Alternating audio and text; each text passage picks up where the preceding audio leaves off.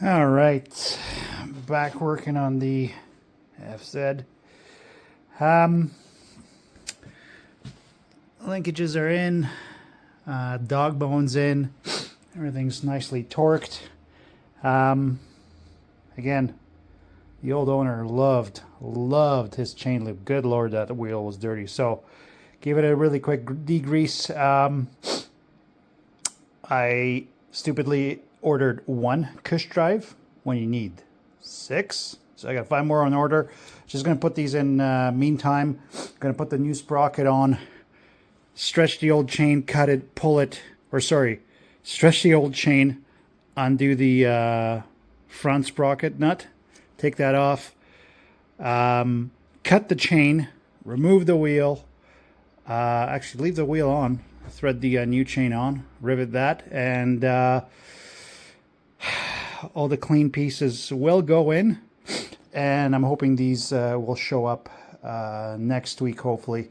But what that lets me do is clean up all this, put in the linkage that goes through the frame, and got a couple more plastics to put up there. I got to put in the original battery. Otherwise, I'm literally down to waiting for the stainless steel lines, and this thing is ready to go. Well, I got the big boy out. Didn't really need it. That was barely on. Thank God for that locking washer. One hot tip. As you can see by the color of this, always use paste on high friction areas. Metal low friction lubricant.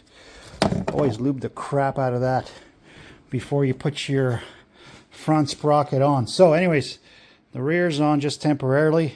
I'm gonna cut this off with the air cutoff tool, and yeah, then I'm gonna go take a little break for nature break. That's it. Yes. Just wanted to show the old versus new. The new one is too smaller, but look how curled over the front is starting to get, and how much less meat there is on it on the front sprocket. So not a bad time to change. Here's a decent little dollop of the goodness here installed, and all you want to do is go a little bit rich on the inside of the sprocket, and then spend an eternity sliding it on. There we go. You can see some of that schmutzed out. Not a problem. We're gonna put the reuse this $14 piece from Yamaha and put the nut on. All right, just ready to cut the chain to length. I usually like to back this in quite a ways, but still leave myself a little bit of room so I don't cut the chain too short and I run out of room. So by the looks of it, we're going to grind down that pin, put it on the sprocket, and then use the chain tool to push that out. And then use the chain tool to master rivet this thing, and then we can set the chain. All right, that's ready to go for the chain tool. Okay, so I cut off a link and a half. I was hoping to actually cut another link just to get quite a bit of room here, but this will be more than enough. And if I cut out another link, I would actually have to cut it. This entire link would come out, so I would cut off this pin, and then actually I wouldn't have enough room to, even if fully bottomed out, there's not enough room to get the adjustment. Obviously this is going to get a little bit tighter still, but this should be gobs and gobs of room for the new chain. Anyways, the pin is in, obviously greased. You can see the grease coming through, and you can see it sitting out a little bit. So I'm going to grab the other O-rings here, grease that up, put the plate on, and then we're going to use the sandwich thingy to put this together. All right, so this is why you need to bring the plates in. There's quite a bit of room there to suck this in before you actually pin the pins, I guess. Mushroom the pins, that's it. All right, so there you go. So plates are pushed in. You can see all the grease coming through, but quite a bit of room now to mushroom these down.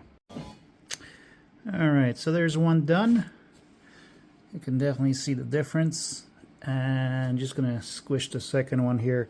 With these tools, the only thing you got to remember is to use the right attachments, and they're super convenient, easy to use, and they'll last a long, long time if you look at them.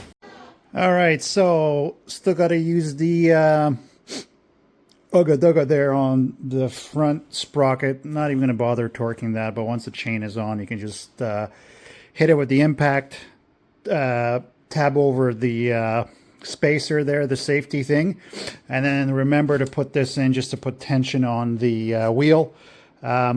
We have 6 notches here.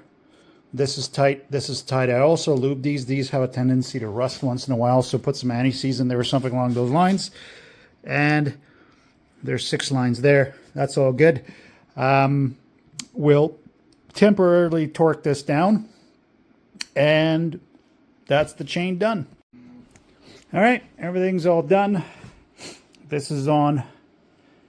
This is aligned properly. All the seals are on. All the spacers are on the right spot. This is torqued. One last thing, once you torque everything, before you go for a ride or anything like that, make sure you spin the wheel.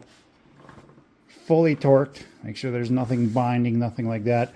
In case you got your spacers maybe reversed, or you're missing a spacer, or say if you change your bearings and forgot the collar in between the bearings. Yeah, always check that, because years ago I didn't, because I forgot a spacer and I absolutely destroyed the rear wheel. So chain is on.